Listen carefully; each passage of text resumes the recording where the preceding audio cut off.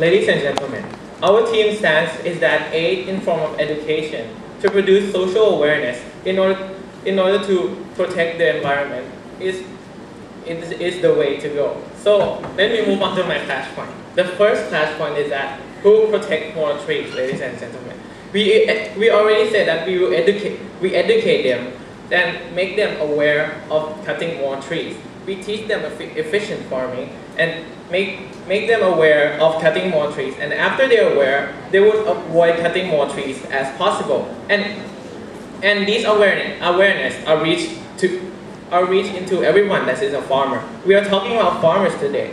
So if every farmer is doing it, so therefore the awareness will be increased because the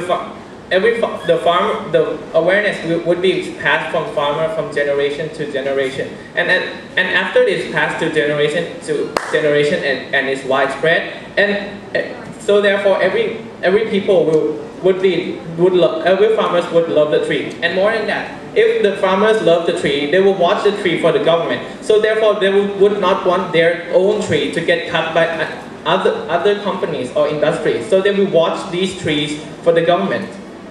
And also they say that it is not time, and they will improve the human right. We say that already exists because the aid that is sent into Africa is already improving the human rights.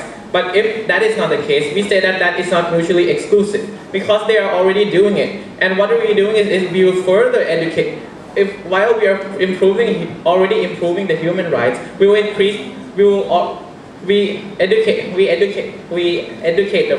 further educate the farmers. So therefore the case is not mutually exclusive to our case. So if you increase the human rights of the farmer, how does that increase the awareness? So if you increase the human rights, people is going to get happy, then fine, ladies and gentlemen. They get happy. Did you increase the awareness? Did you teach them to love the trees? No, ladies and gentlemen. They didn't teach people to avoid cutting more trees. And did you teach the farmer that is out there that is not in the education system not to cut down more trees? No, they didn't include these farmers that is cutting more trees in their case. So now they say that the Annex 1 country is hypocritical because they are a major contributor. We say that is another problem, but we are debating on this motion is that we see this is one of the problems, but other problems can be solved later, and should not enter this debate anymore. They said that they're going to let the third world develop themselves first, but how long would it take, ladies and gentlemen? We need to take actions now at the end of the day. And also we are trying to help them to develop by aids already. And what are we doing is we are only shifting these aids to other benefits as environmental concern. Now let's move on to my second clash point. Which mechanism is more feasible?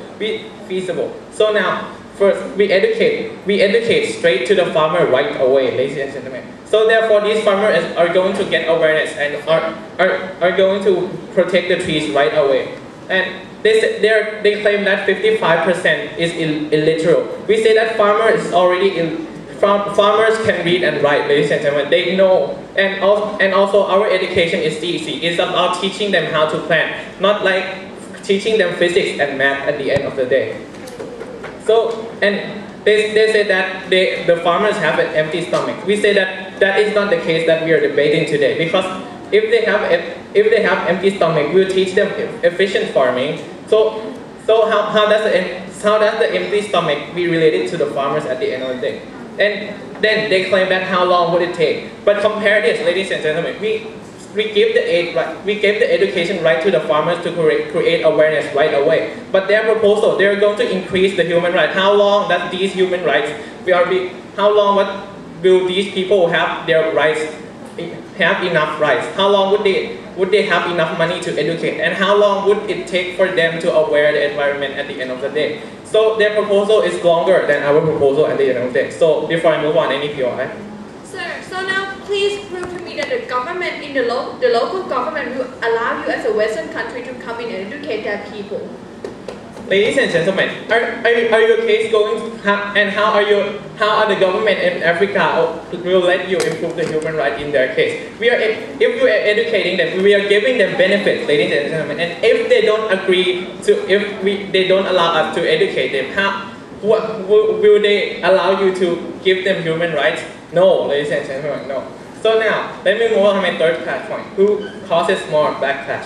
We said that we follow the willingly of the government. We didn't interfere with any economic, keeping and increasing the awareness for the government. So therefore, the government would allow this to happen because we are giving the benefits to the African government directly. While their proposal is that they will improve the human rights and labor rights, will interfere with the economy because they are forcing these industries to improve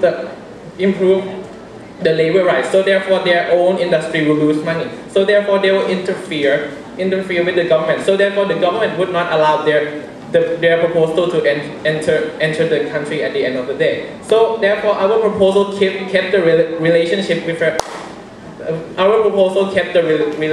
of the African government, while their proposal does not follow the relationship and ruining this relationship at the end of the day. Now let's talk about the idea of imperialism.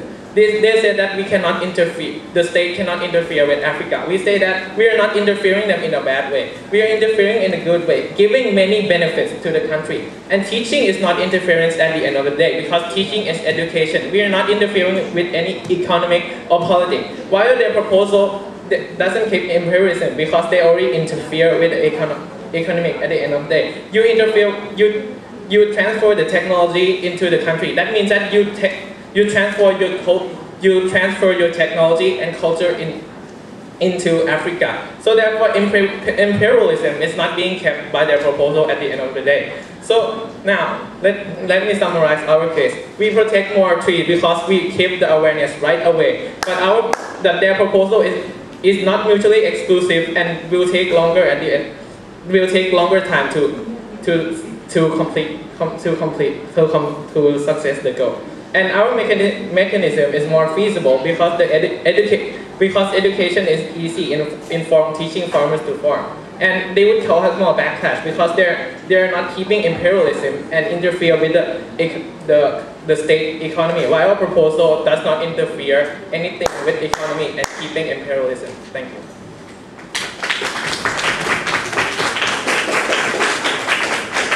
I'm going to thank the government whip. Speaker spoke for 7 minutes and 33 seconds.